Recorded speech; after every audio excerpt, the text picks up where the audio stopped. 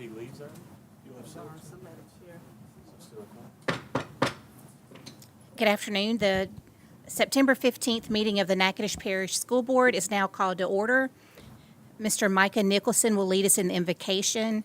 Mrs. Page will lead us in the pledge. And soon after the pledge, if you'll keep standing for a moment of silence, by request of Pastor Stephen Harris for Domestic Violence Month.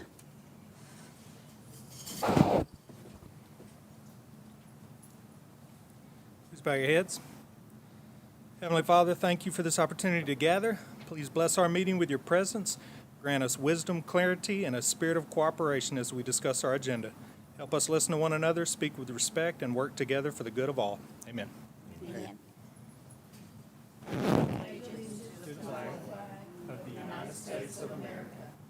To the republic for which it stands, one nation, under God, indivisible, with liberty and justice for all. And if you'll remain standing just for a few moments in honor of Domestic Violence Month.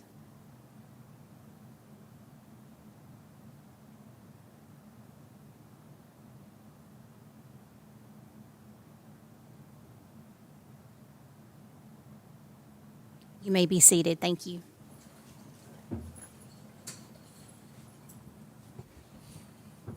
Okay, Ms. Revels, could we have a roll call, please? Mr. Danzy, Mr. Matuire, Here. Mr. Benefiel, Mr. Harris, Present. Mrs. McGaskey. Here. Ms. Palmer, Ms. Phelps, Here. Ms. Harvey, Mr. Fradu, Here. Mr. Nicholson, Here. and Ms. Page. Here. We have a quorum. Thank you. Board members, at this time, we're going to move to item 1E, and we'll entertain a motion to open a public hearing for the budget. I'll offer. I'll second. Okay, we have an offer by Mr. Matuire, a second by Ms. Page. And we are now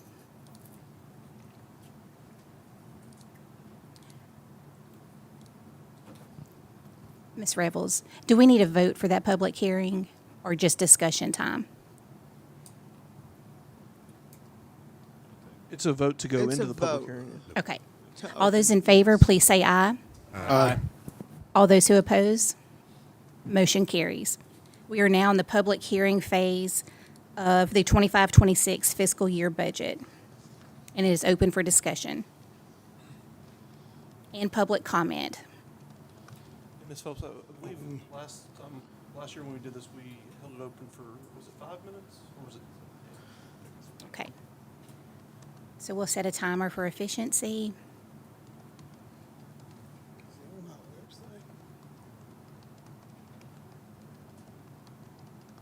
The budget is on our website, right? Yes, sir.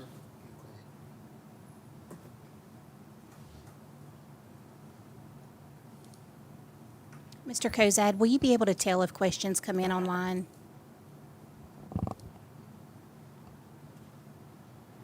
If they comment on Facebook, I can tell, but we didn't set up a public comment email for this or anything. Okay, thank you.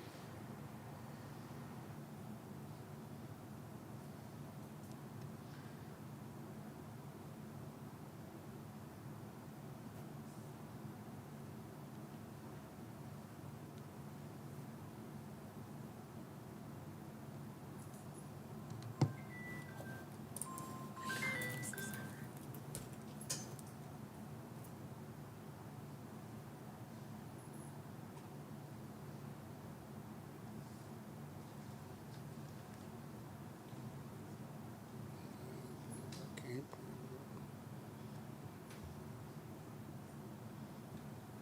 I don't see it.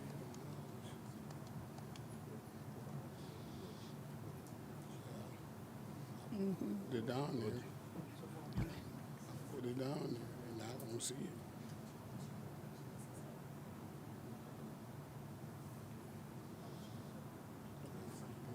Option, it's right here.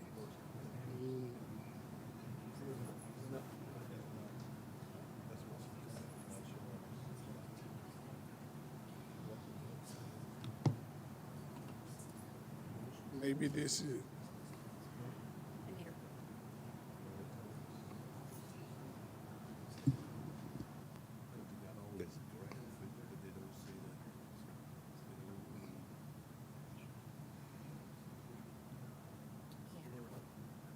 able to see the budget? You can see the board. Is the budget is, because I'm not pulling the budget up on mine. I don't know if it's, Mine either. yeah, it's, It's under finance, 6C. 6C. see, but when you, I showed an attachment. I showed two attachments. but when you click on the attachment, mine's, the first attachment just showing graphs, but then with the budget, it's not showing no numbers. So it got W and then it got 035 budget revision 2025. Mine's showing the whole. Yeah, mine has 55 pages. Yeah. That's what I saw. But that's the first attachment. Yeah, but it- did it go all the way down? I'm asking. Is it? That's what let's see.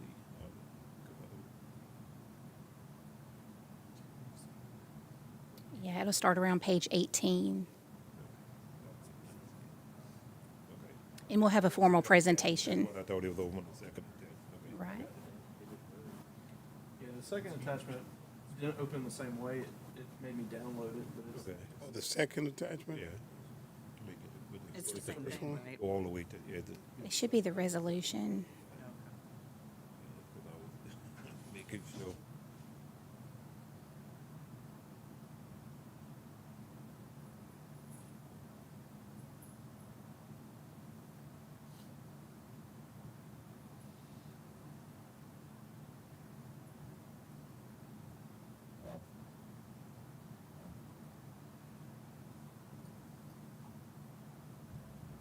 One minute left for public comment.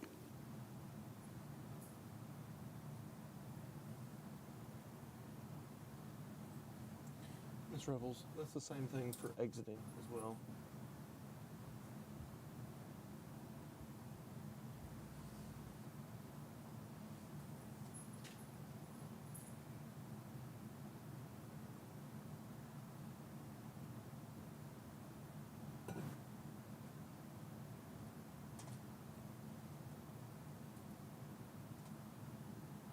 Thirty seconds left for public comment.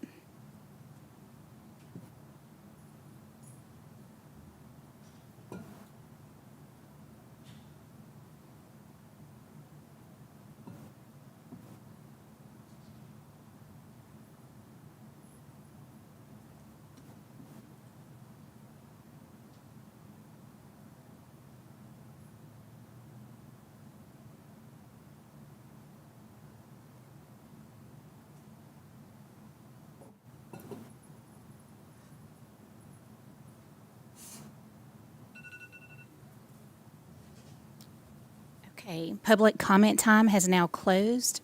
So we'll move to item 5G, discuss and consider the closing of the public hearing. Do we have an offer? Offer. I'll second. We have an offer by Mr. Fredo, a second by Mr. Nicholson. All those in favor, please say aye. Aye. All those who oppose, motion carries. Item number 2 on the agenda, updates from the superintendent. Yes, ma'am. Thank you. I know it feels like we haven't been here in a while, but it's only been 2 weeks. But we have had a few things that I need to update you on. We found out the other day via email from Board Docs that they will be transitioning.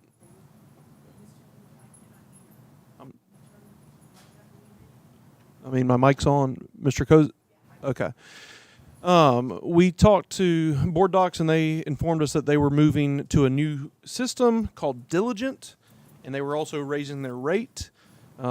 We don't need all the bells and whistles of the new system, so we will be transitioning. We would have had to transition regardless, either to Diligent or to something else. So we chose as a staff to transition to Assembly, which is what we had talked about doing eventually anyways. That's the same system that our board policy is on. So we will be, for the October meeting, as long as we get trained correctly, we will be switching over to Assembly for the board meetings as well. And again, that was, we had to make a change regardless, but this was the cheaper version with everything we needed. So we'll update you as need be on what that's going to look like. And Maybe not cheaper, but more economical. I'm or- sorry. Yeah, you're right. We're not- A better product for a better price. How's that? That's better. And we've seen Assembly work for us here in the past, so we're excited about that.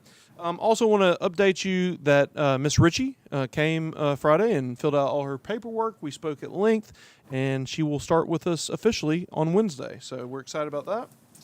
Also, the payout for performance payout for TAP. If y'all recall, that last year went out in December. Now, the reason it went out in December last year is because the data for us to look at performance doesn't completely come in until November, and then the next pay period we pay those out with that information. Because of we've had so much changes at the Federal Department of Education, and as a benefit to our employees, we looked at how can we pay out sooner. And so what we can do is we can pay out based on the portion of performance pay that is accessible to us now, which would be the SKR portion, or the, as the teachers know it, the part where they're evaluated by their principals and things of that nature. So what we're able to do is we're able to pay that out. We are looking to pay that out prior to September 30th. We've already spoken to everyone in payroll, and that will happen prior to September 30th. Remember, there are some guidelines that go along with that. They have the employee, or the teacher rather, has to have been with us for a certain portion of last year. They also had to not miss over 59 days. They also had to make the scores that actually give them the performance pay. So I want to very specifically draw a line between two stipends that will be going out in the next few weeks. One is based on performance pay. If you weren't here last year, you won't get that stipend. If you're not in an instructional role, you will not get that stipend. That is performance pay that we are splitting. We're going to give a portion of it now, and then the remaining portion will come in December when the remaining data comes in. Since I'm on the topic of stipends, you will also be voting tonight on the 2,000, 1,000, what we call the MFP stipend. That's the stipend that they've given for, this is now the third year, and that the governor is trying to put into salary schedules permanently. But if you recall, this was the stipend that was based on last year becoming official if Amendment 2 passed. They're going to try again with Amendment 2, and if it passes, this would become part of our permanent salary structure. But as of now, it is still a stipend. That is $2,000 for certificated employees and $1,000 for non-certificated employees, and we'll get more into that here in a moment. That I have directed payroll and the business staff to get out prior to the fall break. Fall break begins that Monday on October 7th. So I've only directed them not on a specific date, just before that October 7th, because we know how dates can get us into trouble. So again, two different stipends, one based on performance pay. You had to be here last year. One is based on just being an employee of the district and meeting the requirements of the state, which there's also a document on board docs that'll show you all that good stuff. And finally, in anticipation of October, Mr. Benefield and several board members had directed me to start looking at a plan of staggering school start times for the 26-27 school year, and also for the RFP that is scheduled to go out for the bus contract either in November or December. And I'm excited to tell you we've started the first parts of that planning, and we have I think a really good draft of a plan to present to you in October, but some good things in terms of possibly staggering our start times that I think you'll be very interested in. And finally, with our superintendent report, we have an amazing band at Natchitoches Central High School, and they are wanting to take a trip, but a trip that shows off how great they are. And, you know, we have a history in this district of going to Carnegie Hall, to go to Disney World, to go to the Macy's Thanksgiving Day Parade. So Mr. Thurber with the Natchitoches Central Chief Band is here to tell you about the trip they'll be taking this year.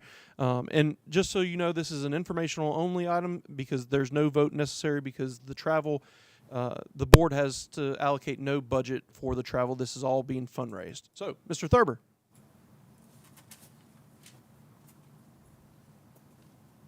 All Right, good evening. First off, thank y'all for allowing me to come speak to y'all this evening, and thank y'all, as always, for hearing the voices of the teachers and the music educators in this district. So this fall, Natchitoches Central Pride of the Tribe Marching Band has been invited to perform at the first annual Walt Disney World Celebration of Bands event. This is a parade that will take place 2 days prior to Thanksgiving this November. Our students get to travel to Orlando, Florida, and will get to work with 3 collegiate level directors on the routine that they will perform that Tuesday. That performance will consist of them marching through the Magic Kingdom Park at Walt Disney World. Each student will be given a custom Walt Disney World themed marching band uniform for the performance. They will be performing for an international audience at one of the biggest tourism attractions in the United States. And look, when I came to Natchitoches, I wanted to make sure that we would give our students first-class opportunities for them to learn and for them to make memories. And this is an excellent opportunity for us to do both of those. Funding for the trip is completely through the parents and through fundraising. We have 43 of our marching band students that are participating in the performance, and we are excited to represent our community, our parish, in this way on the national stage, and continue growing music education in our district. You have any questions? Will this be televised or anything, or any kind of live stream or something? It will be broadcast online. I believe there will be a. I can Shoot that to us I can get the information on that. And we can put it on the Facebook history. Awesome. Thank y'all. Thank y'all. Thank you so much. And Madam President, that concludes my update. Thank you very much. Ask a question before we move on. Yes, ma'am. I know we had discussed previously a campaign in regards to bullying. I had checked the website, and I didn't see anything on the website. You tell me when that campaign is going to begin? For bullying, they've been working on that. They've been doing that for the past month, and they transitioned from the bullying piece to suicide prevention. But yes, ma'am, they've been doing a bunch on bullying. In fact, we just did our what's it called? Satchel Pulse first survey last week, and the social emotional lessons for anti-bullying and things of that nature I think they've just now started this week. And then, like I said, they transitioned to the suicide prevention as well. So it's in full force. Okay, thank you. Okay. Any other questions for Dr. Eloy? Thank you. Item 4, consent agenda. Do we have an offer? I'll offer. Second. We have an offer by Mr. Harris, a second by Ms. McGaskey. All those in favor, please say aye. Aye. Any opposition? Motion carries. Item 5A, we'll have our maintenance report from Mr. Ryan Shirley.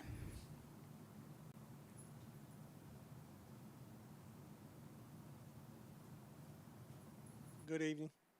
Good evening.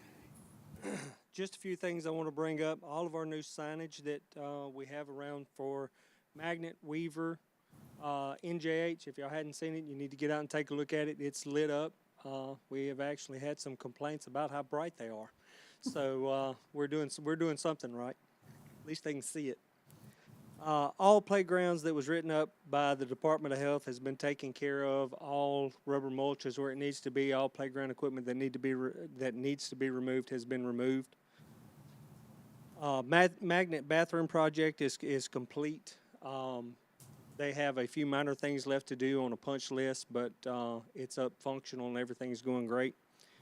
The portable buildings at the back of Magnet, we actually was released by the fire marshal to start the work next week as long as the permit comes in this week from the city. Still waiting on the paperwork to pay the fee for the permit. I did not receive it today. I will check with them again tomorrow, but hopefully the first part of next week, we can have that work knocked out and be able to move in those buildings. Does anybody have any questions with the remainder of the report? So I noticed Goldana's not on the list anymore. Are there still things going on out there? We're still checking. We still have AC running. Just an update on that. We actually have shut the water off to the building. We have moved the building back to minimal AC usage to keep it at a certain temperature, just to keep the humidity down. Other than that, it's just we check on it about once or twice a week whenever we're out there and just make a loop through. And There's a door repair that you're. yeah, there's a door repair. We actually have the door on order. I'm hoping it'll be here next week. Once we get that done, the building will be totally secure, which is totally secure now. We actually went out there and put plywood over the door so nobody can get in there anyway. We have it fastened to the building. So, Okay. but yeah, we go out there about once, twice a week, and we make rounds. But we have cut everything back to a minimal. If it's not too much trouble, could we add them back to the report so we'll know, Yeah, I can. you add it know, back. if anyone from the public asks what's going on out there or You what want me to- what you we're want me to doing? Do the same thing with the NJHO building. I can do that too. Please. Please, that would be great. Yeah, I can do that. That won't be a problem. Thank you so much. Any other questions? Yes. I had gotten in contact with Dr. Eloy concerning us coming together, working on a plan to paint the junior high. Okay. And so I'm just waiting on the go-ahead so I can inform the people who are going to be helping. Okay, can I get with you and you show, is it the whole entire building, classrooms, hallways? What all are you intending on painting? The reason I'm saying, Oh, we can provide the paint if I need to get brushes and rollers and all that fun stuff. If Yeah. you'll just tell me what you're gonna do and let me get a count of how much stuff we need. well, I guess it just depends on, what they want done out there. Because I know when I walked in there, I was still seeing blue. And, Yeah. Trust didn't me, look I like get hammered didn't every look like time I the walk in junior there. high. I do. I get hammered every time I walk in there. No, we'll be glad. We'll be glad to get the paint, the rollers. We actually were discussing the time we could do it. It's going to take, depending on what they want done, it's going to take a pretty extensive amount of time. But we do have the fall break coming up. Right. And, So and it's a whole entire week that somebody could get in there and not have to worry about the kids. So if they wanted any classroom work done, that would probably be the time to kick that off. I mean, the hallways and stuff. this is I a think we time probably of need to fellowship get a meeting with for Bob, our Mr. men. Benjamin and Mr. Pastor Harris and you and Yeah, that's what I'm saying. Anytime when y'all ready, I'm more than willing to let's move forward and I can send an email. I'll send an email to everyone concerned tomorrow, and we can get the ball rolling. oh yeah, I think I'd it love to. mostly was dealing with like on a Friday. Mhm. That way it gives it enough The whole weekend. weekend to dry and things like that. Fine by me. You just say when. We'll have a meeting. We'll take off with it. I'll be glad to provide the paint and the rollers, and yeah, it'd be great. Okay. Did we have an issue at the junior high school with the intercom system? I had heard a complaint about. Yes, ma'am. Dr. Eloy actually reached out to me. I think it was Thursday of last week. So I got a hold of Mr. Benjamin. He said he was having issues. So I reached out to the company and that we're using they're supposed to get with Mr. Benjamin and see if they can get to the bottom. But yeah, the first I heard of it's when Dr. Eloy actually reached out to me last week. When I talked to him about the bell system, but typically the bell system and the intercom system are linked together. Yeah, they're linked together. I don't think Yeah. they're having as much of an intercom situation as they are the bail system. Yeah. Okay. But it's getting resolved. Yes, ma'am. I've already reached out to the company that sets our bail schedule and all that. Okay. They're supposed to be contacting Mr. Benjamin and getting with him. I'll double check with them again tomorrow to see if they've reached out. But that was, I think, Thursday whenever he reached out to me last week, and that's when I made the phone call. So Okay. I'll double check with him. Thank you. Could we set a date to do a walk around at Goldana, and possibly if anybody wants to do it at Frankie Ray too, just to put our eyes together. I don't know, Dr. Eloy, if you can make it one day, me, you, Ryan, and we created a Gold Honor committee when we, once the school closure happened, and I think that was me and Mr. Harris and Ms. Reba and Mike. Maybe something like that if y'all want to. If not, I'll go with them. Great. Yeah, y'all say when. I'm We'll game. walk around, and we get a lot of phone calls of people passing by and seeing this and seeing that, and I think it'd be good for all of us to go at once. I can walk tell around. you can't pull up at Gold Donna without them knowing. They're waiting on you. I know. They will block you in if you don't believe me. But Yeah, it don't matter if you have a school board sticker on your truck or not. They will block you in and find out what you're doing. But not just there. I mean, Frankie Ray too. I mean, I think we we can should do do that. that there also. And what you mentioned in that, Chad, I think Frank Ray needs to do the same thing. Yeah. Develop some type of committee so that you can do the same thing. Right. So I texted and emailed about the committees back at the beginning of the year, maybe I would say March or April, whenever Gold Honor was closing. We created those committees, but no one responded to want to be on the committee. So are you saying that you will be on NJH committee? I'll be on whichever one, but I'm already on Gold Donors, Okay. but Volunteer I'm for fine. I'm fine with that too. Engage. Because I Okay. just want to make sure that we don't start having Yes, ma'am. folks. Now they're not going to be breaking in nothing down in Gold Donor, because I can tell you that now. But we got to make sure the same thing. We have to have community eyes. Just to kind of give you a heads up on the Frankie Ray, I've got a quote coming to rekey all the exterior of that building and to the G-Pod building. I think we have too many keys floating around there from teachers and things that still have them. We have basketball teams and baseball teams that have used it in the past that's got keys. So that quote should be tomorrow or Wednesday. I'll receive that. Depending on the price, we're going to do them all and rekey the exterior. And then the coaches that are currently using it, they will get a key to their locker room and so forth. But yes, I think we have too many keys floating around out there right now that people have just given out in the past, and we have too much access to that building. Okay. NJH committee, I have Ms. McGaskey, I'm good. Mr. Harris, and I will serve on that with y'all. I'll go for the walk around visit. I mean, if that's part of it, I'll do that. All right, so we have myself, Ms. McGaskey, And Pastor Tankia. Harris, Mr. Fradu. And we'll get together with the walk-around dates and then email We're everyone. on the committee. Okay. Mr. Shirley, thank you so much. All right, guys. Now, let me ask you something. You mentioned something in regards to all of the keys that are still out. Yes, ma'am. Because people are concerned, that's a touchy subject, the junior high. It is. And so, right now, we're using the gym for, Yes, ma'am. I've had a few.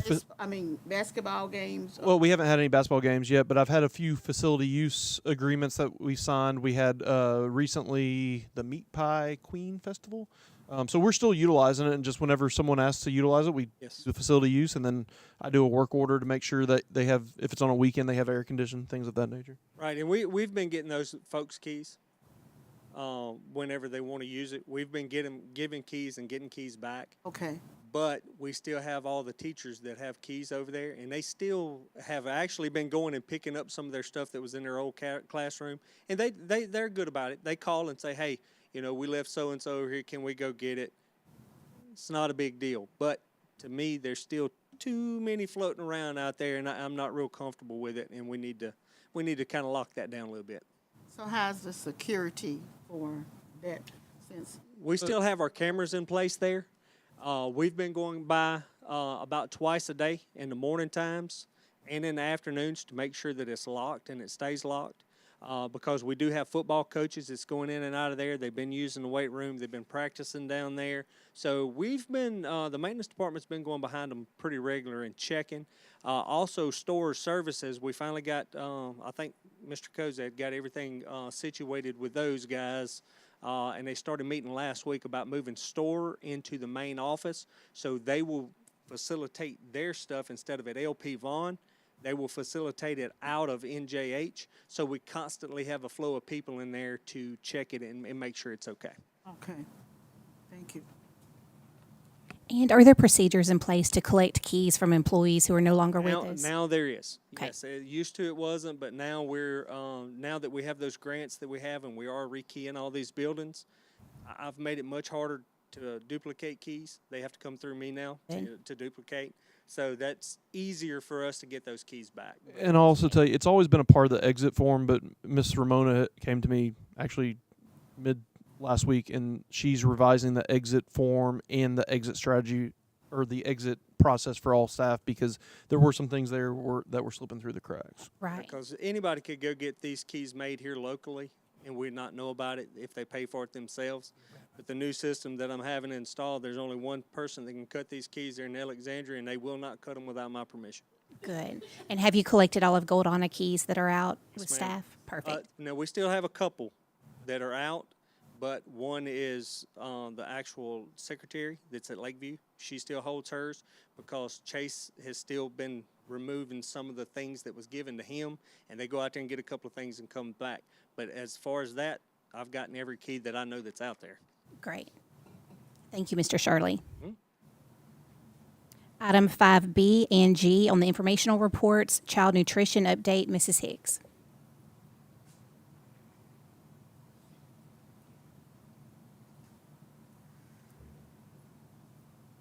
Good evening, everyone. I had one part of my report in for the committee meeting, and I was able to get the claim in by the time this one rolled around. So that is the second attachment. We had a nice, healthy claim for August, right at $350,000. Our summer school audit is completed, and it went well. We are now in the process, this is not on the report, but since one audit was fun, we get to do a second one, and that will be for our entire program for the fall. So I've been communicating with them, and we're working on that. The only other thing is just to give a real shout out to the cafeteria staff who has braved this transition. We've had staff move and staff stay in place and receive different students, and it's been kind of a big turnover for them, and everyone has done just a great job. I'm really proud of our staff. Good. Are you fully staffed right now? Yes. Good. Yes. We do need, I will do a public shout out. We would welcome anyone who would like to be on the substitute list for cafeterias because there is always that need. So, since you mentioned that, Mr. Fredu and myself will be reaching out to you. We want to volunteer at Lakeview one day. That'd And be if we could wonderful. talk Mr. Harris into helping us that day and maybe picking a day he can too. We want to help in the lunchroom. Okay, that would be wonderful. Just let me know when, and I know Miss Shirley would love to have all Whichever of you. time you're doing the gumbo. Okay. Yes, well, gumbo day, please. We need a menu Gum- first, and then we'll Yeah. decide. Okay, so you're gonna pluck the chicken? yeah. Is that- Fairview, yeah, and Fairview too. We have to throw that out there because if we don't go there, I'll be in trouble. Okay, wonderful. Let me know. What time and- they doing the gumbo at each one of those? Okay, That's when I'm going. I don't blame you. Miss Shirley's gumbo is very good. So I'll be eating. Board members, we have a bit of a technical difficulty right now. It seems as though the transition between board docs that I mentioned, that was supposed to transpire on September 29th, has perhaps happened today. So, board members, if you can take a screenshot of the agenda, because ours is entirely digital currently. I think Miss. I'm still up over here. Mine's still doing. So Miss Kanika is passing around the, and I have some of the documents on my desktop, so we can Thank you. navigate, but we're navigating a little bit blind. So apologies for that. Did they hear you? Any other questions for Ms. Hicks? Thank you. Thank you, Ms. Hicks. Yes, they knew, and also one of the things they have to provide for us is access to our archived documents. So I believe Ms. Kanika and I sent an email probably about an hour and a half ago. I think someone read that email at that point and probably responded to it for whatever reason. But I think they didn't know about the 29th deadline. So anyways. Okay, moving right along. Item number 6 on the agenda, Finance, Facility, Service, and Insurance Report, Ms. Palmer.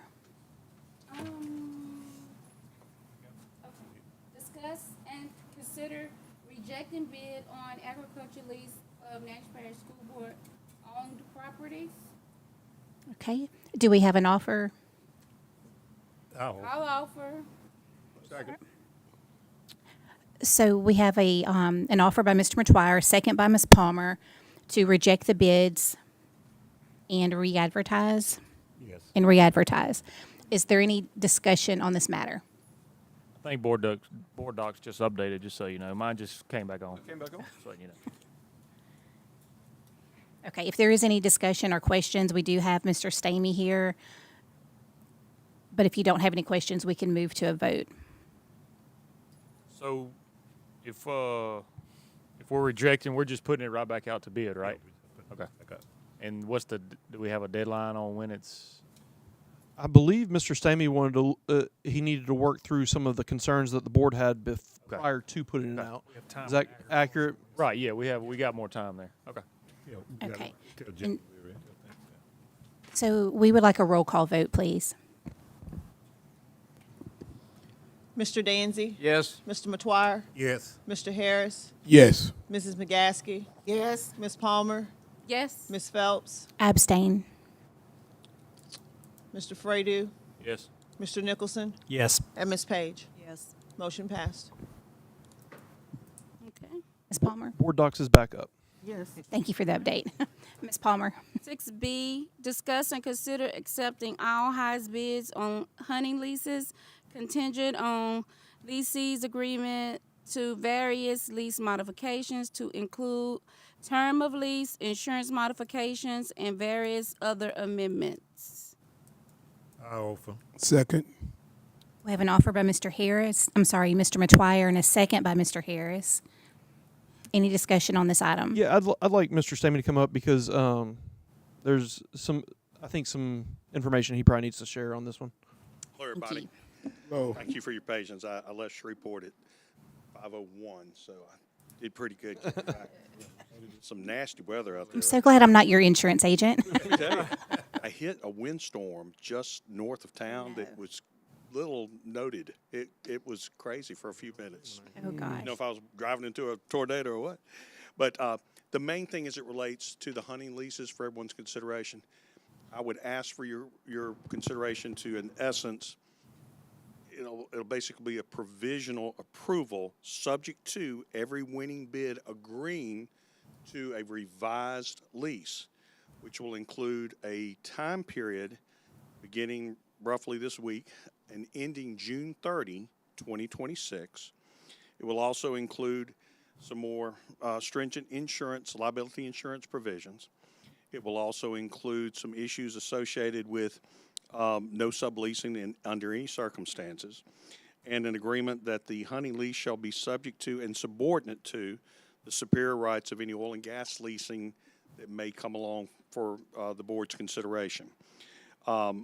So there would be no extensions in the revised lease as it's currently written, meaning it'll be just for the term from this week until June 30, 2026, at which time that lease will expire. There will be new bids put out with the new regular ongoing lease sometime thereafter, and the plan would be for an extended period of probably 2 or 3 years at that time. But we just want to make sure all the leases are right. And again, as you have asked us to do, we want to ensure best practices are followed as it relates to the evaluation of the values of these leases. We've gotten some great guidance, and Mr. McTwire took the lead on that, in recognizing in some of the types of leases that there are sources out there that can give us some minimal foundational numbers that need to be included as a minimum bid going forward. And same type of thing can apply to hunting leases. There's the same information is not out there. We've run into a little more challenge trying to find some standard values, because what's standard for Natchitoches Parish may not be standard for other parts of the state. So it's difficult I haven't found is it not a good opportunity to find a uniform guideline such as we have in agricultural. So we're going to do it. The main thing is being fair to others means we have to be fair to ourselves too. And we just want to make sure that we're doing due diligence to make sure that we've got the best bang for the buck for these issues without creating greater risk for the board. Okay. So we can accept the bids, but subject to the conditions, they have to agree to a new lease. And we can make ourselves available, for any of the people that want to come up and review the new proposed lease and even sign the proposed lease. I can come back up here Thursday afternoon, and we'll make ourselves available at other times via email, via Zoom, however people may wish to have questions and discuss those terms.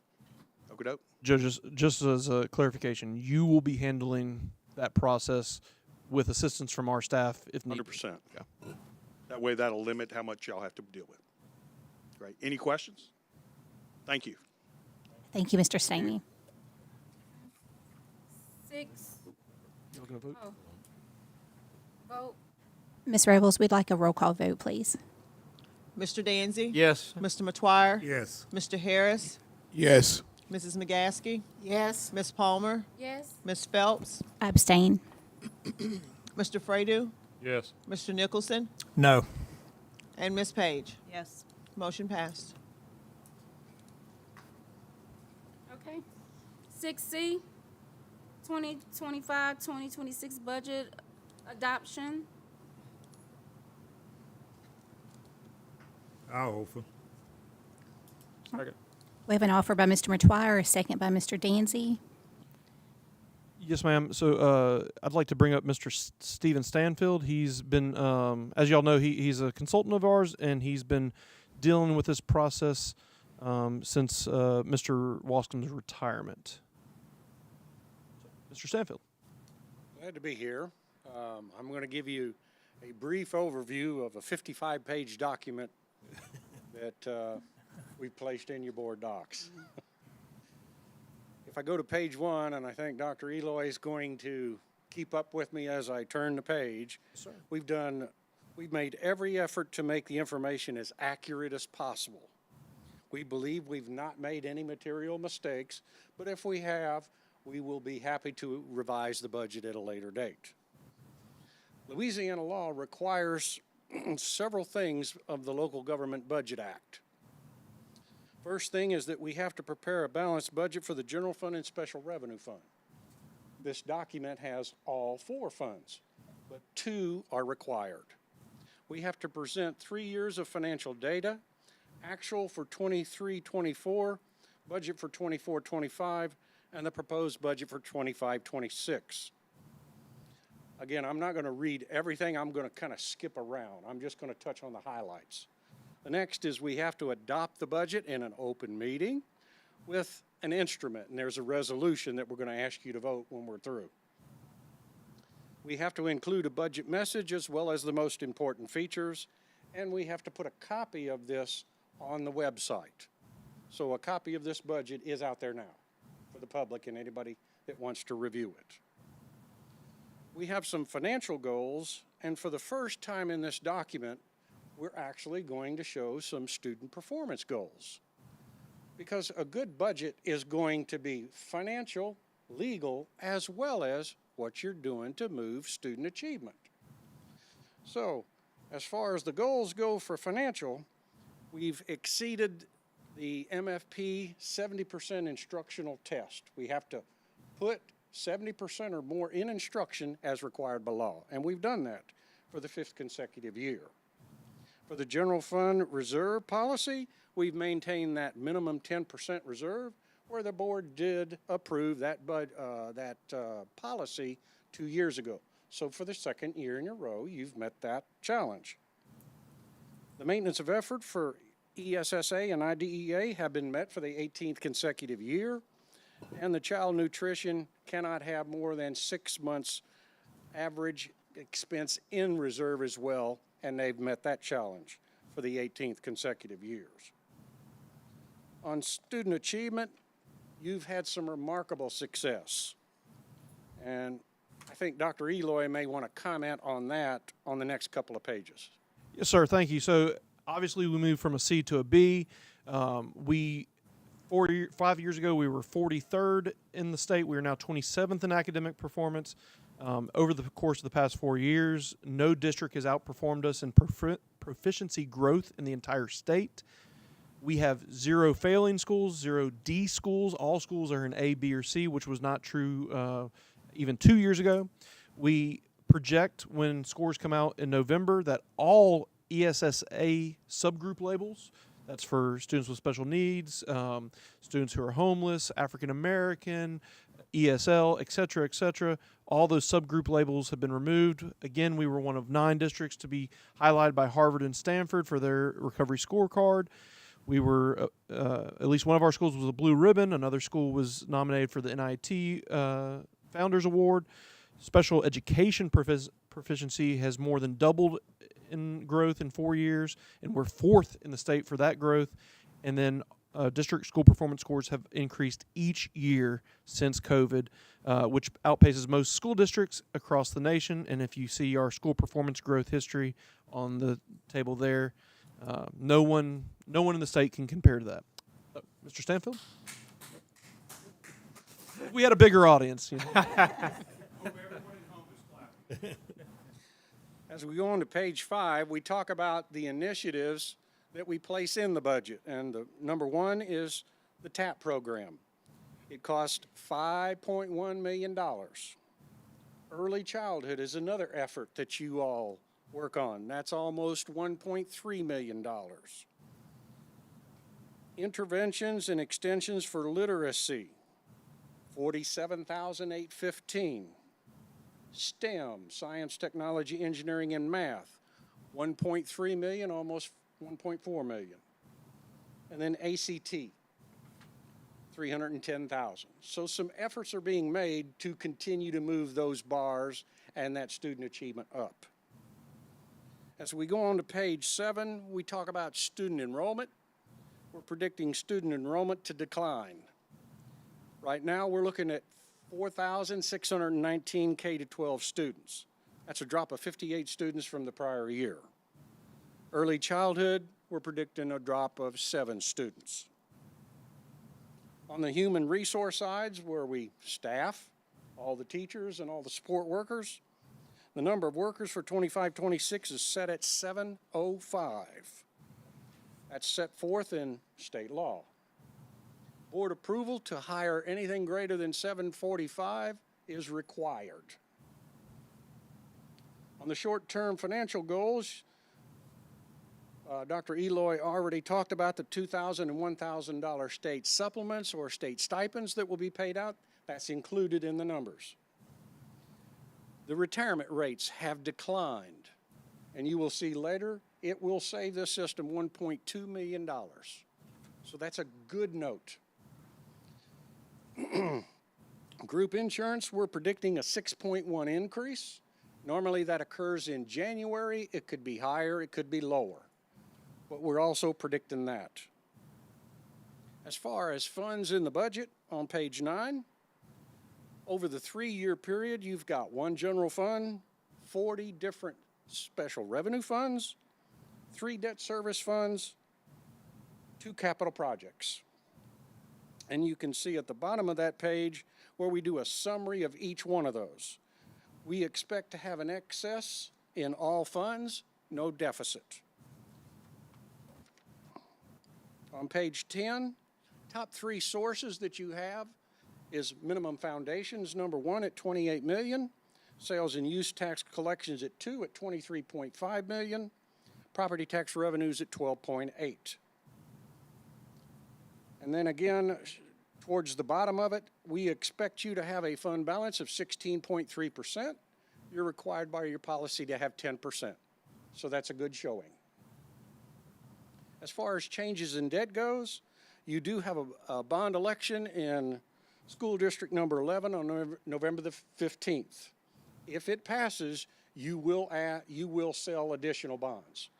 But at the present time, you just have the 3 districts remaining, and I will review those a little bit later. On page 12 and 13, this is the resolution that we're going to ask you to approve.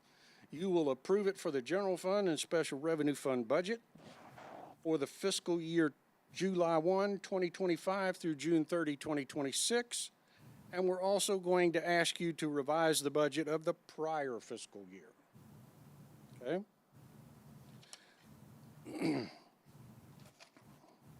If we turn on to page 17, I give you a one-page summary of the numbers.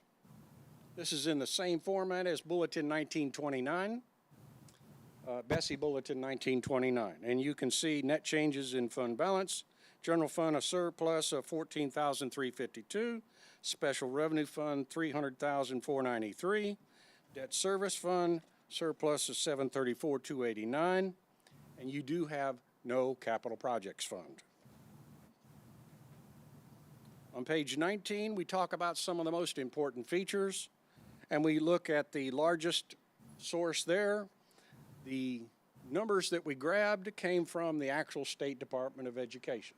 It's published on their website. And because of the student drop, we're predicting a small decline of 91,896. So you're still looking at about $28 million in MFP funds. On sales tax on page 20, that's your second largest source. We're predicting a slight increase. It was $23,271,000 last year. We're predicting $23,500,000, 1% gain. That is really one risky estimate because you never know what the public's going to do. Tariffs, inflation, you name it, it affects spending. On property tax, third largest source, we're showing a drop of from $6 million one year down to $5.3 million basically, and that's because of the Goldana tax not being assessed this year.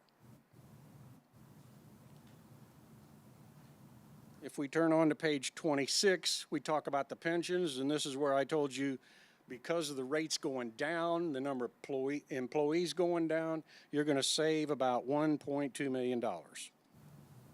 On the group insurance, it's going to increase that 6.1% at midterm or January 1, half of the year. It'll increase $279,000. As far as grants go, you do have state grants that are accounted for in the general fund, and there are 9 grants, and they are shown below.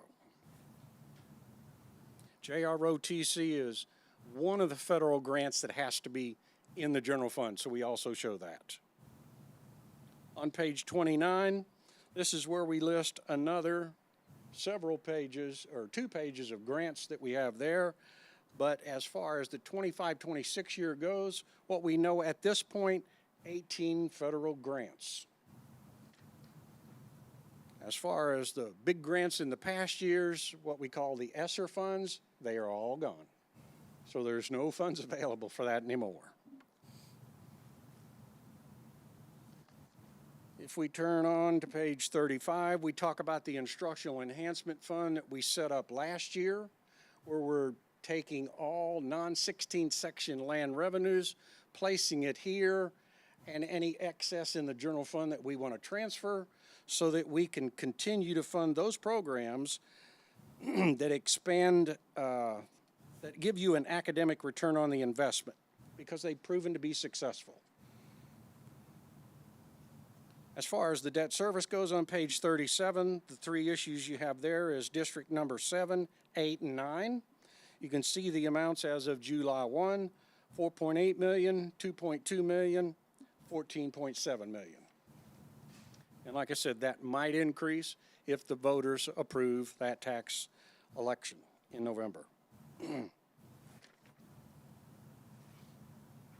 If you go on to page 42, there are no capital projects fund.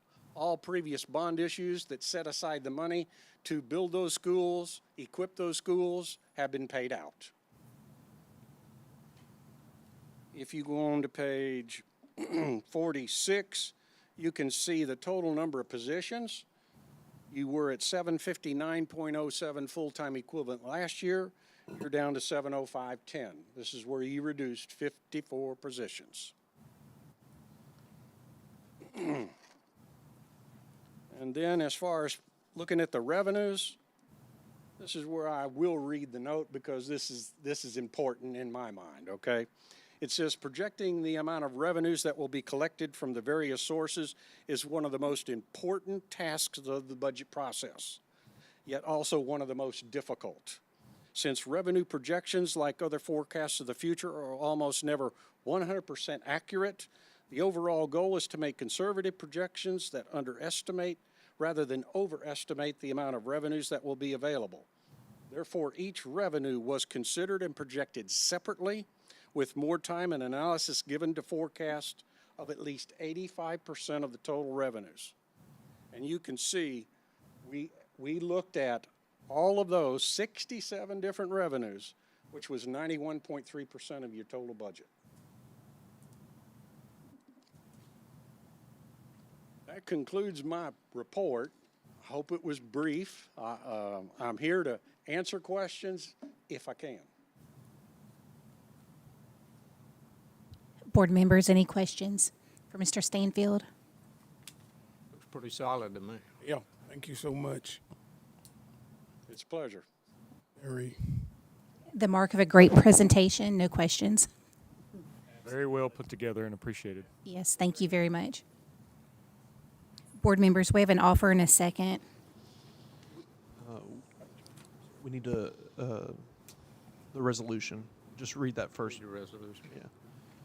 The following resolution was offered by, a resolution adopting, finalizing, and implementing the annual operating budget of the Natchitoches Parish School Board for the fiscal year beginning July 1st, 2025, and ending June 30th, 2026. And I'm not going to read all the whereases, but that's sufficient for the record. Thank you, Dr. Eloy. The resolution has been read into the minutes. We have an offer by Mr. Matuire, a second by Mr. Danzy, and a roll call vote, please. Mr. Danzy? Yes. Mr. Matuire? Yes. Mr. Harris? Yes. Mrs. McGaskey? Yes. Ms. Palmer? Yes. Ms. Phelps? Yes. Mr. Fredo? Yes. Mr. Nicholson? Yes. And Ms. Page? Yes. Motion passed. Thank you. Ms. Palmer? 6D, discuss and consider FY 2025-2026 certificated and support staff stipend dissemination. Dr. Eloy, I'll offer. Okay, we have an offer by Mr. Harris, second. a second by Ms. Palmer. Yes, ma'am. So if you look, the stipend guidance is from LDOE. It's really for internal purposes primarily, although it does have some stipulations about we have to disseminate this by December and things of that nature. The rest of it is dealing with like object codes and who gets the 2,000 versus who gets the 1,000. And you can read that at your leisure because it's about 10 pages. In terms of our policy, we basically took the same thing we did last year, although the proposal is different. We would like to do a single full payment to be distributed prior to the October fall break, which that fall break. Thank you, Mr. Stanfield. Appreciate you. A single full payment to be distributed prior to that October fall break, which begins October 6th. Just a note, their pre-K personnel are not included in the MFP allotment, but they will receive the stipend, which will be funded through Title II. And I apologize. I don't believe this has to be in the motion because but I do want to make you aware there's one employee that is not listed. I'm listed because it's in my contract, although I'm not listed on the MFP guidance document. Ms. Kanika is not listed because she's part of the superintendent budget, which is unfair to her because she's a secretary, but her object code does not have that. So we pay her and myself out of general fund and no one else. Everyone else is either out of the pre-K Title II or they are out of the allotment. So I just did want to be transparent about those two. But we've already talked to everyone in payroll, and everything is a go with this, as long as y'all vote in the affirmative. So the MFP will come when? Before the break, or that's the Yes, ma'am. The MF well, actually both will come before the break. The TAP one will come prior to September 30th because that's a federal fiscal thing. The fiscal year for the feds starts October 1. So that one will still be before that. So a lot of our employees will get 2 nice little extra payments prior to fall break. So. Board members, any further discussion? Roll call vote, please. Mr. Danzy? Yes. Mr. Matuire? Yes. Mr. Harris? Yes. Mrs. McGaskey? Yes. Ms. Palmer? Yes. Ms. Phelps? Yes. Mr. Fredo? Yes. Mr. Nicholson? Yes. And Ms. Page? Yes. Motion passed. That concludes finance. Thank you, Ms. Palmer. Item 7A, discuss and consider approving high-dosage tutor job description. Ms. Winder and Ms. Martin. Do we have an offer? I offer. Second. All right, we have an offer by Mr. Harris and a second by Ms. Palmer. Ms. Martin. All right, hello, everyone. Good to see Hello. you all. Likewise. I'm going to share with you a summary of Act 771, also known as high-dosage tutoring. This law was passed in 2024 by the state legislature. And my summary to you is an informational segue into a request for approval for tutoring facilitators that will allow us to meet the requirements of Act 771. So in 2024, the state legislature passed the high-dosage tutoring law, which says that all kindergarten through third grade students who score below benchmark on the state literacy screener are required to receive high-dosage tutoring minutes during the school day during that school year. And the parameters around that are it must be 10 weeks long, the embedded tutoring, must be 10 weeks cycles, 3 times a week at the minimum of 30 minutes. So 3 times a week for 30 minutes each for 10 weeks in duration. It also says that K-3 students that score below benchmark on the state numeracy screener must receive the 10 weeks of math high-dosage tutoring as well. So it's a total of, if I was a student that qualified for both the ELA and the math high-dosage tutoring, then I would receive 20 weeks of tutoring during my school day to help bridge the gap of my foundational skills to more prepare me for grade level work.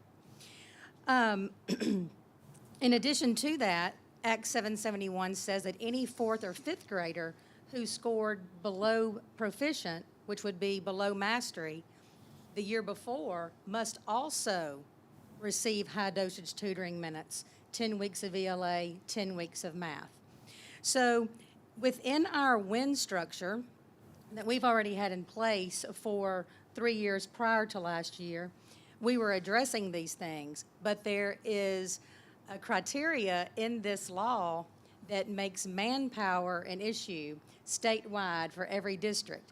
And that is that it says that the high dosage tutoring minutes must happen in a 4-to-1 group. And so last year, now all the funding for this law comes from the state legislature. So we are allocated for this year $226,000 to carry out the requirements of this law. So last year, the first year of Act 771, the funding could only be spent on a vendor, a state-approved vendor that would deliver the high-dosage tutoring minutes.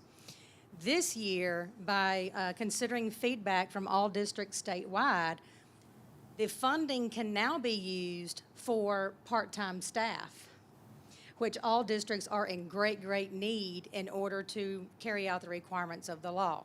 So our plan this year, we will be using some of our A-rated schools will be able to carry out all of the criteria through our WIN period. But our non-A-rated schools will have more students than they can meet the requirements for in a 4-to-1 setting.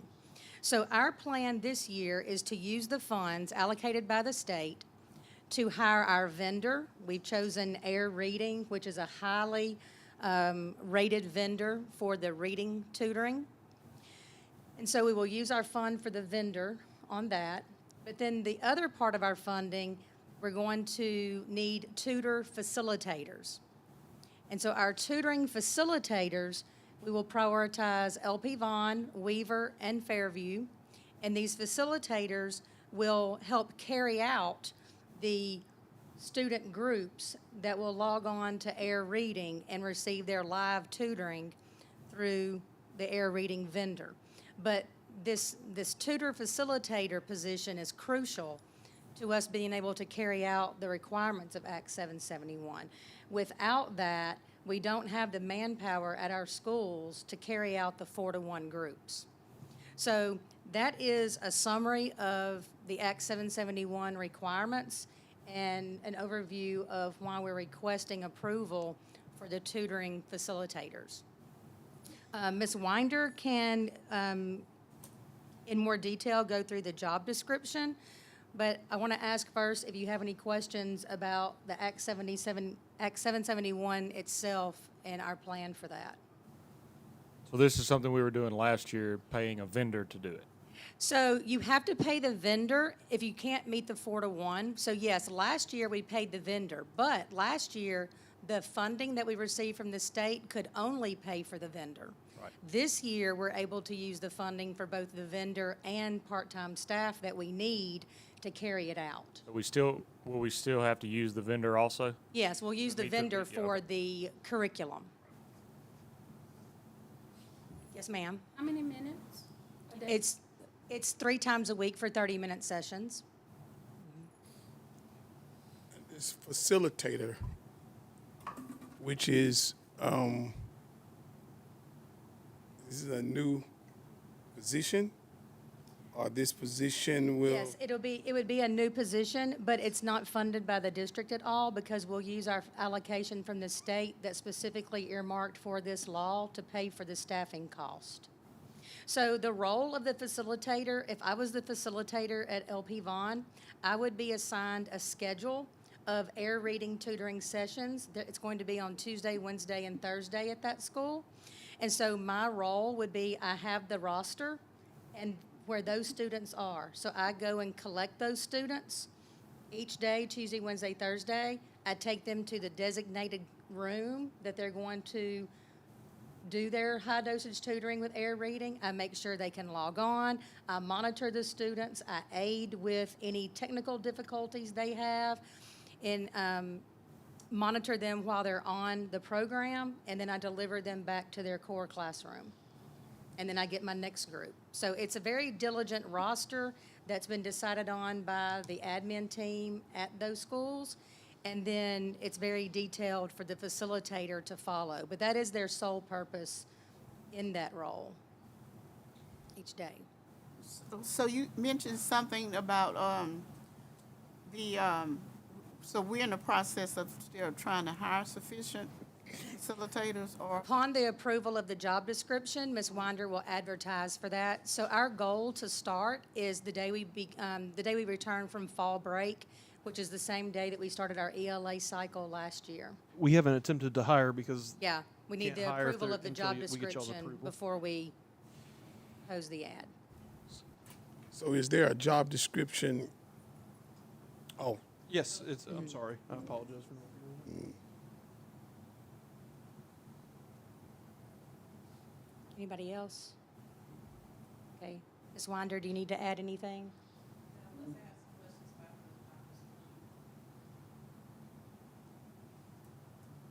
Any questions with the job description?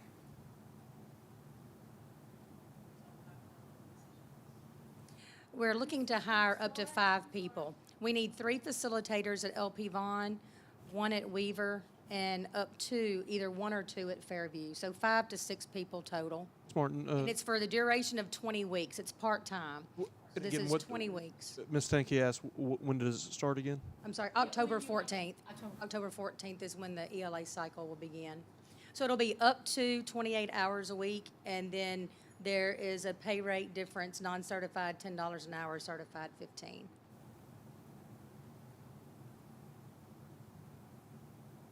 Now, will they come in every day, or It'll be 3 days a week, Tuesday, Wednesday, Thursday. And so, they'll be able to get all the students needed? yes, the 3 people that we're looking to hire for LP Vaughn, it's doable with those 3 people on the schedule we've devised. And then 1 or 2 people will suffice at Fairview and 1 at Weaver. So how many kids are you looking at to tutor? It's 100 kids at LP Vaughn across grades K through 2, K first and second. And the other schools? The maximum at Fairview is 87, but it will probably be around 60. And then at Weaver, it's about 45. We're concentrating on 3rd grade at Weaver. What about the first and second graders? You said K through 3. A first and second will be the focus at LP Vaughn and Fairview, and then third grade will be the focus at Weaver. Okay, so with the vendor and the facilitators, there's going to be sufficient to take care of the number of kids that are needing. Yes, ma'am, because it's throughout the day in 30-minute And the segments. neat thing about the vendor, something we haven't explained, is it's an actual certified teacher Yes. via video. Yes. So the facilitator's there to keep the student on track and help, but there's a live teacher only teaching those group of 4 online. The vendor is carrying out the 4-to-1 ratio requirement.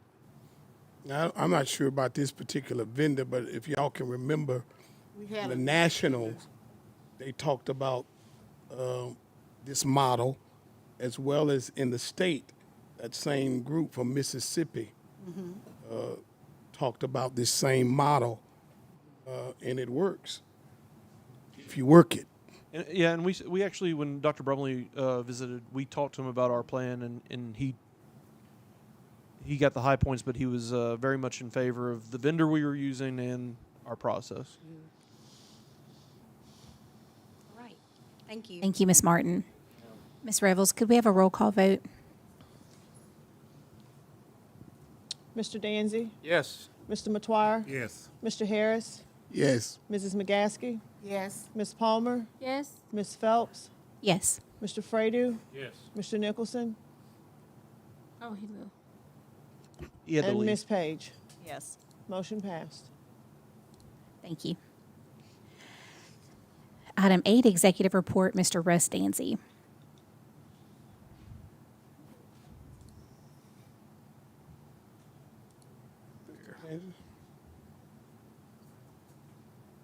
You have to do these individual? Some are new. It's up to y'all. There's So 8A, E. there's 3 and new 8 ones. Yeah. Yeah. 8A, discuss and consider updates to the student handbook to include fighting on the bus consequences. Ms. Ingram. I'll offer. I'll second. We have an offer by Mr. Fradu and a second by Pastor Harris. What page, Miss Ingram? It's on page 13 and page 24.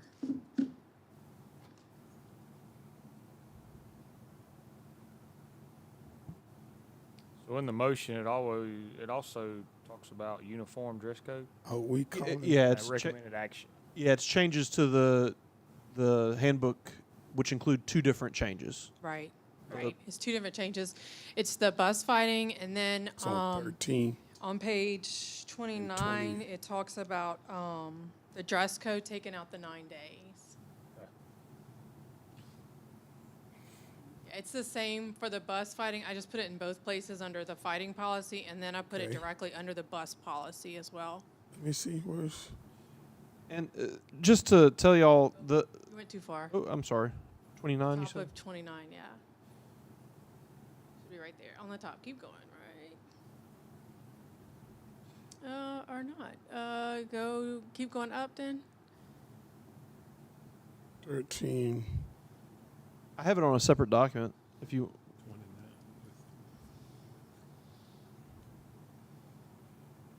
I don't think I was.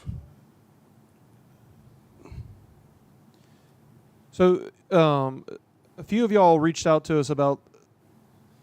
Pretty much every school does a free dress on Friday, or I'm sorry, a Jean Day Friday, and so if you look at how many Fridays we have, I think we have 35 or 36 Fridays.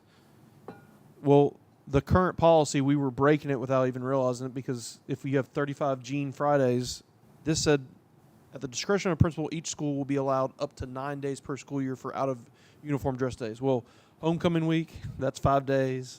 So what we, at y'all's urging, we changed that to just say at principal discretion, the out of dress code days, because again, we were already out of compliance with 9. So. Any questions? I want to go back and ask a question pertaining to the fighting, because I know that it's something we needed to address, that particular situation right there. My concern was, and I read a Numbers lot there. of the policy in regards to Numbers there. fighting. I know we voted to try to do whatever we need to do to curtail. My concern was in regards to particular students that have some social, emotional issues.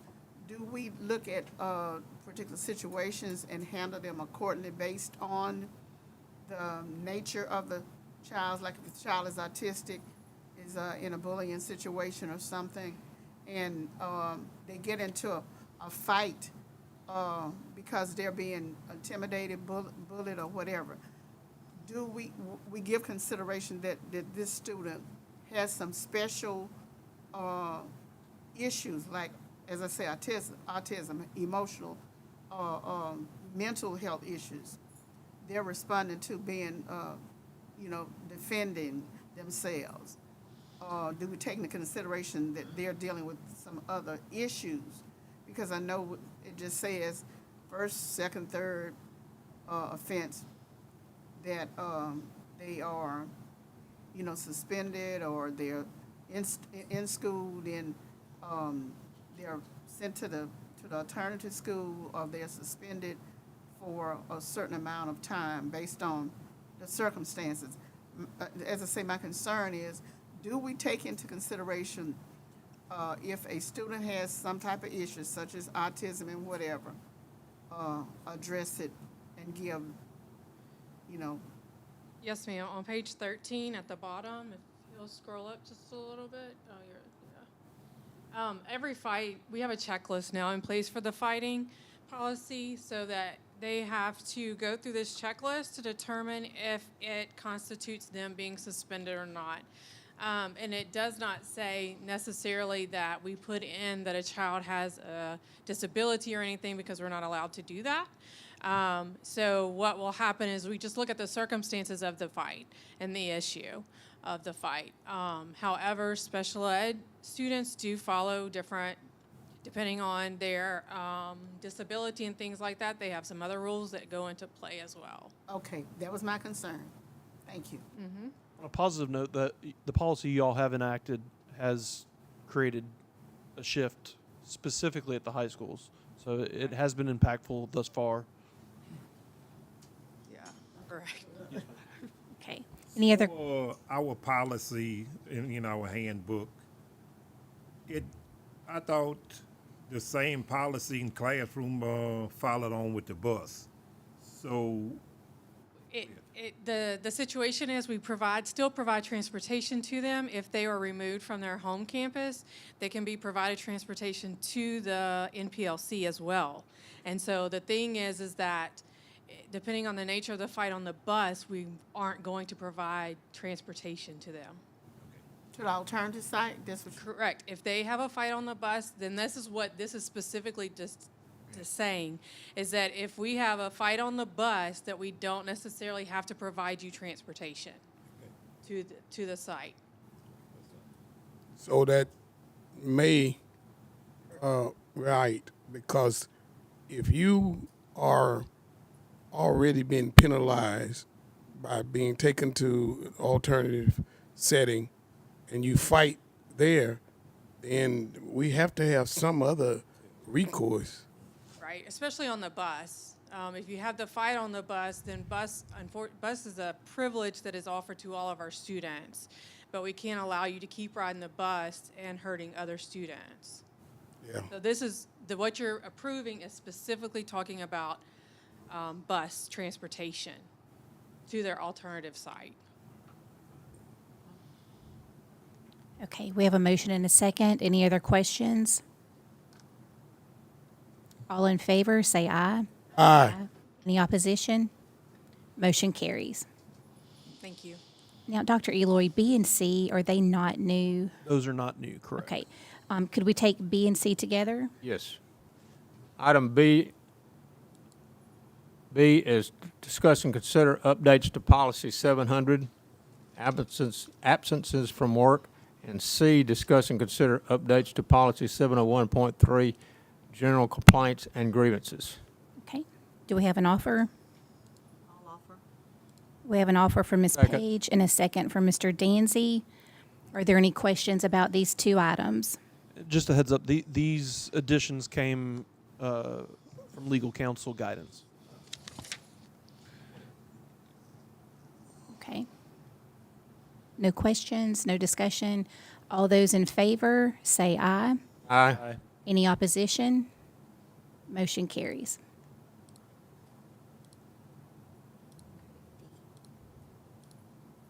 Item D, discuss and consider updates to policy 707.40, annual and personal leave. Okay. Do we have an offer? All over. I'll second. We have an offer by Mr. Dancy and a second by Ms. Page. Okay, so a lot of changes on this one. If y'all recall, when we had the retirement incentive, we had a policy that allowed upon separation, and that is separation, whether it's resignation, retirement, or termination, that annual leave days could be, you could take as many as you had built up and take them with you. After talking to Mr. Geis, it's his understanding, based on his knowledge and my knowledge, that we were probably the only district that had that policy. Everyone else statewide had a cap. And so what we look to do, and by the way, this only affects 12-month employees, so you're talking about some our principals, district staff, and then some of our 12-month custodians, et cetera. What we looked at is we got with a few of them and said, okay, we have to make this shift to where we are only going to pay out 20 days of annual leave, which is comparable to what we do for sick leave. How can we do this in a way that doesn't kind of blow things up, so to speak? So what we did is we changed how we calculated leave. Currently, we do monthly leave. You get 0.83 days pay period, except for 1 month you get 0.87. So we said, okay, well, first off, we're going to front load everyone on July 1. You're just going to get 10 days. We talked to Ms. Demery. That makes a lot more sense for her from a logistical standpoint and allows our employees to get front loaded with their time. We also said you can accumulate as much as you want. This is different than other districts that a lot of them have a cap on how much you can carry over. I'm sorry, not accumulate. But then we put a cap on how much you can accumulate. Said you can only accumulate 50 days. And we initially went with 25, but after talking to employees, we came to an agreement that we would go to 50. The other thing is that, or the main piece of this is you can only get paid out 20 of those days. Now, the other piece that we added as well, and sorry for the green and the blue, those both mean it was added, but we're still getting used to assembly. Red means it was taken away, and also the strike through. We also put in a cap that says in 1 year, 1 fiscal year, you can only take 25 annual days. And when people first saw this, they kind of were like, well, what the heck? Well, that means you took 5 weeks of vacation. And if you know our schedule, that probably means you actually took 6, 7, maybe even 8 weeks when you calculate in holidays and weekends and things of that nature. Now, we did put in there that for an extenuating or emergency circumstance, the employee can appeal to the superintendent, and that leave can be granted. The other thing that's not in policy, but I want you to be aware of it, we have employees currently who may have 70, 80, perhaps even over 100 days of annual leave. We have told them in a memo that went out today, we told them about the vote, we said, you will be able to, we are grandfathering you in, you can keep all of your annual leave. The only thing that we find sacred from a fiduciary standpoint is that we're only paying out the 20 days.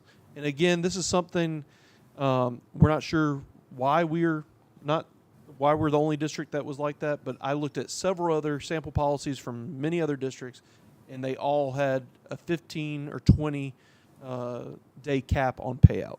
So this is just us trying to be fiscally conservative and responsible, but also doing it in a way that doesn't totally mess with employees' current leave. Thank you, Dr. Eloy. Sure glad you did all that good stuff. I do have a question. If it's front-loaded, what if somebody quits in mid-year? Do we have them sign something saying that doesn't go? So, I mean, with that, it almost prorates itself. I mean, they took their leave, but unless they took all of it, for us, what we looked at is when we roll over, it was a problem of when they accrue as the month goes on, they weren't able. We had a very specific case that I'm not able to retell exactly, but they weren't able to accrue in the same way because they were always going to be doing it on a month-to-month basis, and so it put them at a disadvantage. we typically don't have that problem of people taking too much annual leave. When we were working through this, the people who were giving us feedback, they were kind of, there was the employer side and the employee side, and they were advocating for things. And I told them, I said, guys, none of y'all do this because y'all all probably take 7 annual days. So historically, when we talk about our 12-month employees, they're not taking these 10 days. They're not taking anywhere close to the 25. They are our folks that typically are having large rollovers. So I guess to answer your question, we just didn't see that being an issue for this segment of employees. Agreed. And what we can also do is there's a other part of the policy and another policy that allows us to address taking too much leave and things of that nature. So. Roll call vote, please. Mr. Danzy? Yes. Mr. Matoir? Yes. Mr. Yes. Harris? Yes. Mrs. McGaskey? Yes. Ms. Palmer? Yes. Ms. Phelps? Yes. Mr. Fredo? Yes. Mr. Nicholson? Ms. Page? Yes. Motion passed. The next 3 are ones that have already been brought to y'all, E, F, and G. E, F, and G. Okay. So we don't need to vote on those, do we? We do. We're just going Do to we? take them all at one time. Okay. Which ones are we taking? E, F, and G. Okay. Second. All right, we have an offer by Mr. Matoir and a second by Ms. McGaskey. Any questions or discussions? Okay. Roll call vote when you're ready, please. On all 3 at once? Yes, all at one time. Mr. Danzy? Yes. Mr. Matoir? Yes. Mr. Harris? Yes. Mrs. McGaskey? Yes. Ms. Palmer? Yes. Ms. Phelps? Yes. Mr. Fredo? Yes. Mr. Nicholson? Ms. Page? Yes. Motion passed. If you would give me just a moment to update the other 2. Sure. I only have 2 more.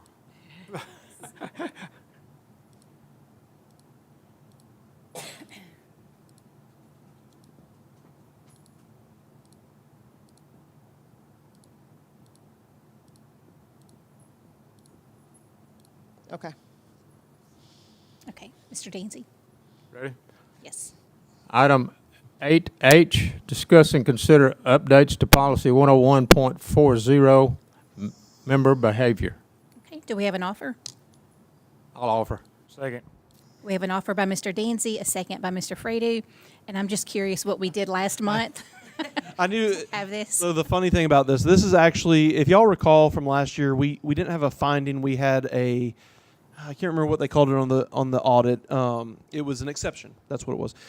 And our auditor at the time told us we needed to adopt a policy to not have that exception again. We went back and forth with LSBA over this, and eventually we agreed to put it in, but they didn't want to create a different policy code, so they put it under member behavior. And there is some applicability here, but this isn't about y'all so much as it is about the ethics code that our auditor wants us to have in the policy. And it does include y'all, but it includes everyone who has to take governmental ethics and things of that nature. So again, purely so we can reiterate the law so that we don't have an audit finding or exception, sorry. Thank you. Are there any questions? Okay. All those in favor, please say aye. Aye. Aye. Any opposition? Motion carries. Item 8I, discuss and consider approving updates to policy 602.00, inventory. I apologize. We don't have. Can we just table that one until October because we don't have the sample on there? I motion that we table the item. It's not there? Oh, I'm sorry. It's no big deal. I mean, we're gonna have a bunch of policies for y'all next month, so. Okay, we have a motion by Mr. Fredo and a second by Ms. Page to table. All those in favor? Aye. Any opposition? Motion carries. And that concludes the executive report. Okay, and before we adjourn, and if you covered this, I really, really am sorry, but Mr. Kozad, will you be pushing out the Assembly app to our iPads? I already have it from LSBA, but I didn't know he had to install it for me. Absolutely, now that I know about it. Okay. Well, Mr. Kozad just he got back from the beach today, and so we found out about this today. We need to get the assembly app for y'all for the policy. Now, me and Miss Kanika have training, our initial training Wednesday, and so we'll know more about the other side of the assembly Okay. piece. So after that point, we'll be getting, You'll get some form of training. We're going to have to get the training on how to build the agenda, but yours will probably be a lot lighter on just how to navigate. I will say, using it on LSBA side, it's very, very similar and almost easier to read. I think everybody's really going to enjoy it. And it is more economical. Yes, it's not cheaper. It's more economical.